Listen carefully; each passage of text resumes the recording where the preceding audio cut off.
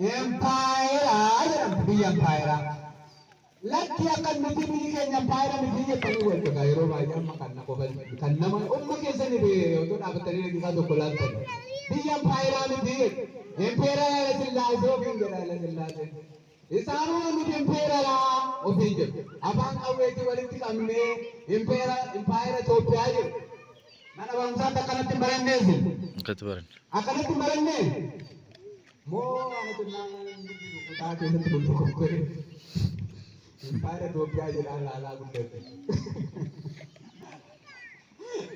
isanu empire la binge warra awwe danu kams deje ati mole kisan awwe dan biti isan demokrasi bi ni mal bi ni je mo abu ka to garaw bi Kenya ta banna ha oromo kanabi walao bennu obao bennu naanno Kenya bennu sirna keessa jiru bennu sirna jaarame jiru bennu ajjan dufte sirna sana aylan bi empire bi afan qawweetiin ijaaramte akkamitti ijaaramte bi Ethiopia bi empire amma gaatan deema akkamitti inni na dua Itoophiyaan harka ishee ol kaasti isin jenna harka ishee ol kaasti naan jettan ajaa'iba rabbi gadaadeeffatti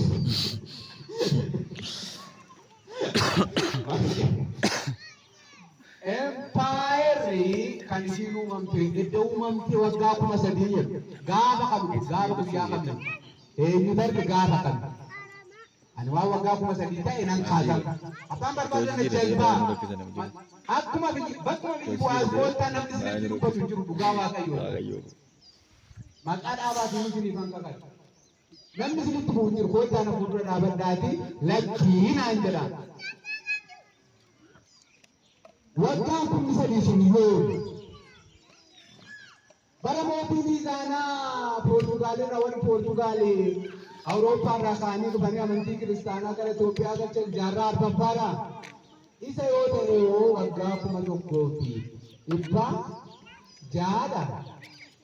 3,000 jedhanii ennaa sana soo Itoophiyaan jedhan kuufee abdii tokko asuma naa galmeessaa isa kan kooti isa kan keessanii kuufee Itoophiyaan egaa soba ta'uu ishii asuma naa galmeessaa abdiin lama jaarraa torbaffaa fi 8ffaa ennaa warri Turkii Yaman irraa achiin as ce'anii amantii musliimaa biyya kana galchaniira.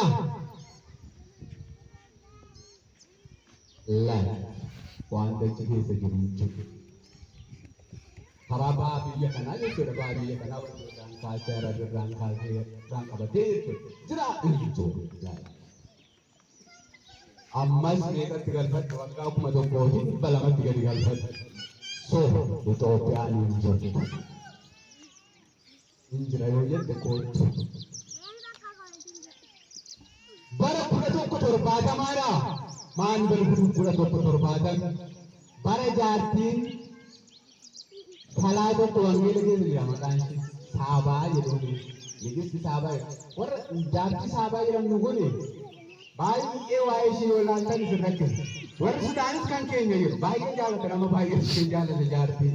Warri Tigirees kan keenya jiru. Warra Maalaas kan keenya jiru. Isheenis kan nama baay'ee ta'uu barbaadu jaartiin fakkaataa. Inuman deemaa jette hin deemtu bakka gara takkaa nama hin bulle jechuudha. Lafa makanaan naa deemu. Asii ka'eetanii biyya Israa'eel dhaqee egaa jaartiin bara kana. Nan dhaqee nugusa biyya Israa'eel mootii Salamoon jedhamu wajjin himanii jiraadhee jedhe.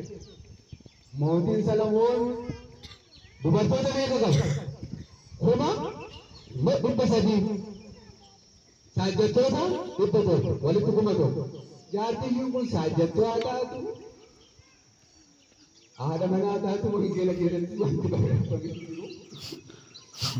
Waan ishii namni beeku jechuudha. Garuu ishiin Salamooniifanii da'ee jedhe. Waggaa 800 gaafa sana hin jiru Itoophiyaa. Jaartiin achi as deebitee maal jettee gaammaqa saboteejii xaxamuutti ka'e akeekka iddootti bu'u iddootti si jalqaban Sejal kabanam. Maal warra mootii Yihuudaa ijoollee Yaaqoob 12 akkasii 12 keessaa Yihuudaan isa tokko. Yaa mootii Yihuudaa jedhu nama bartan tokko maal yaa Yesuus yoo jedhan karaa kun kallattii karaa naannaa akka jechuu dhiisanii.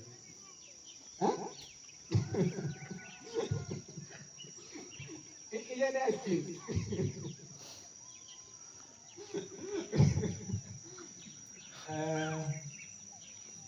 Warra 12 sana keessa ijoollee Yaaqoob keessa Yihuudaa warra Yihuudiitii nuti kan isaanirraa dhufe nuyi waaqa taangoo nutti kenne divine power'idha. Kanaafuu warri kaanii biyya kana akka seexanaatti ilaalamu isaan kun nutti kennamanii isaan ajjeesuun isaan bituun mirga keenyaadha. Nuyi nu baatamna hin duunu ala sillaaseen boqotee malee hin duune jedhu. Maal Oromoo akka isaan jechaa ture sana dhalatee iyyuu jira ijoollee maaliif calli na galaa jirtu. Isum deengaddaa iyyuu jira amma iyyuu immoo saboota keessaa kallattii garaagaraa daqiiqaa ammaa iyyuu jira. Warra Yihuudaarraan dhufe warra mootii Yihuudii toofe jedha. Sanarraa kaaneetu nuti warra mootii Googootii jedha. Leenca tokko irratti maal kaasaniiru? Kuffiyyaa wayiirra godhaniiru. Inni kun akka kanatti ulee wayii qabatee jira. Akkasii achirraa dhufuu isaanii argisiisa.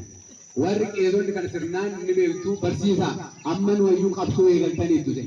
Kaleessa afaan Oromootiin waan baay'ee ta'aa ture afaan Oromoo akka dubbatan nama afaan Oromootiin Bataskaana galchitaniitu warri Musliimaas afaan Oromoo afaan Arabaatiin waan baay'ee ture afaan Oromoo amma ol galchitaniitu qabsoo guddaadha kun. Maaliif of taateetu waaqa kee waaqeffatta malee nama biraa taatee waaqessitu. Akkasuma waan keessi of taatee sin jaalatu taanaan nama biraa taatee si jaalataa? Waliin dhooftuu si jaalataa? Ati of jibbitee nama biraa ta'uu barbaadda achitti si jaalataa? Gaafa of taate si jaalata waaqni keenya. Kanaaf of ta'aati. Waaqa keessa waaqessaa qabsoon keessan bareedaa itti fufa. Qabsoo jechuun akka keenya qawwee qabatanii namatti dhukaasanii balleessuu qofa miti. Inni sun qabsoo guddaa. Tolee? Egaa toora kana keessatti Asagid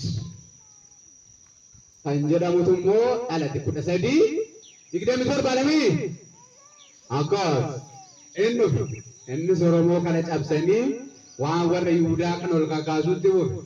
San booda isa warri akka Profeesar Masuu Waldayyasii warri akka Taayyee Waldasamaat abbaa baay'ee fa'aa lagaa ba'anii isiniin jedhanii isinisa fa'aa dubbistanii of tuffattanii nuyi gaallaadhaa meqeenxi siyyeedhaa ofiin jettanii akkuma namni isiniin jedhu sana isaan isiniin jechaa turan sana of cabsaa turtanii ilaalaa.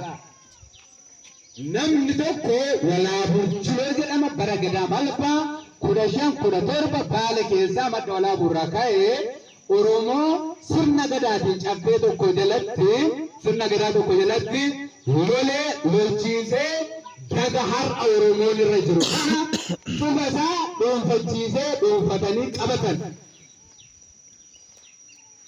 Sanaan sirni isaanii innaa sanaa achitti harkatti dukkanaa'e. Ergasiis sirnicha hin dhiise. Sirnichi numa deema. Itoophiyaan ammas kunoo hin jirtu maqaan ishee. Walleen akka bulcheessitan hima.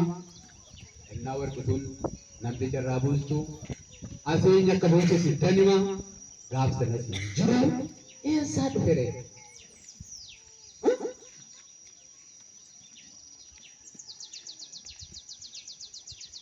Samboda lolee lolchiisee daga kan adda qabatee Oromoo maal godhe? Caffee isaatti kanaan booda akka inni galuu fi caffee lamatti isaan oofu. Innis maal konfedereeshiniidha caffee mitaa'imee. Konfedereeshinii lama. Konfedereeshiniin lamaan kuni konfedereeshinii Booranaa fi Baarentuuti. Amma namni tokko Oromoo nama fakkeessuudhaaf Oromoo nama ta'uu keessa gideeti. Ana abbaa koo abbaa 20 nan lakkaa'aa jedhu. Hin sobiin hin jiru. Isma sirrii isaa matu shan dandeessa taanaan shan sirrii matu. lakkoofne sirreessineeti. Kudhan beekta taanaan kudhan, sadii beekta taanaan sadii masa sirrii malu. Achirraa kaasee sirraa dhufuu hin danda'a. Waggaa 500dha waan ta'eef konfedereeshiniin kun yoo lakkaawwatte kaakayyuu 13 amma 14 qofa nama lakkaawwatu sirrii. Jidduu sanatti kaakayyuu tokko qofatu lakkaa'ama. Abbaa feete wajjin hin lakkaa'e. Koosiin lakkoofsisaa achuun geessee na jalaa dhaabatte iddoo dhaqxu hin qabdu. Ittan si gargaarti. Konfedereeshiniidha maqaan achuma irratti dhaabatee warri garaa ba'aa jirani bariyaantuu jedhaman eenyu Arsii, Harargee, toora san Oromoonni jiran ilmaan baarentuu jedhamanii ilmaan sikkoo mandoo achiin itti fufanii sana qabatanii caffee isaanii sodaa isaaniis achumaan caffee sanatti wal bulchuu eegalan. Warri gara kanatti immoo kaabaaf immoo gara lixaatti dhufani ilmaan Booranaa isaan kun immoo Maciif Tuulamni akkas ka'an. Harkaanis jiru. Akkas ka'anii amma lixaatti dhufan. Memmee lakkoofnee itti galfanne iyyuu tokko ishee keessaa baafne dhugaa ta'uu isaa ilaalu. Itoophiyaan har'as hin jirtu. Waggaa ishee fixee ilaalaa 500 gaditti gadi galchaa jira soba isaanii. Hin jirtu sakuma sadii isiniin jedhan hin jirtu. Waan hin dubbadhu tartiibaan naa qabachaa deemaa. Hin jirtu. Warri Macaaf Tuulamaa qubsuma har'a jiran irraa qabanii Tuulamni achiin Salaale irraa kaasee Shawaa Kaabaa qabatee amma dhufee Amboo Caabii qaqqabutti qabate. Maci achirraa kaasee tamma iddoo amma jirru kanatti jira. Maci 5tu jira. Maci 5 isinii kaasa. Gamma qe'ee keessanitti dhufneetti deemna. Maci 5 Liiban Macaa, Guduruu Macaa, Jaawwii Macaa, Daallee fi Jidda. Kun hawaasuma gaa Daallee yoo jettanis maal lakkaawwattanii itti deemtu? Horroo Guduruu achumaan Guduruutti deemtu, Jidduu sanatti kaastu, Lubbaa Booritti asiin dhaceessistu. Meerree achitti lakkaawwadhuuti galfadhatti kan kanarraa. Achi keessaa kan isa tokkicha jalqabarra jiru siifan kaasee sii xumura tokko. Macca keessa ijoollee Maccaa keessa Liiban ijoollee sadii qaba. Futtaa'e ammayyaa fi walis. Isaan kun qoobsuma mammarra jiran kana qabatanii ammayyamman laga Gibeetti qabatee jira. Jidduu sana keessaanii walis immoo gara sirraan qabateera.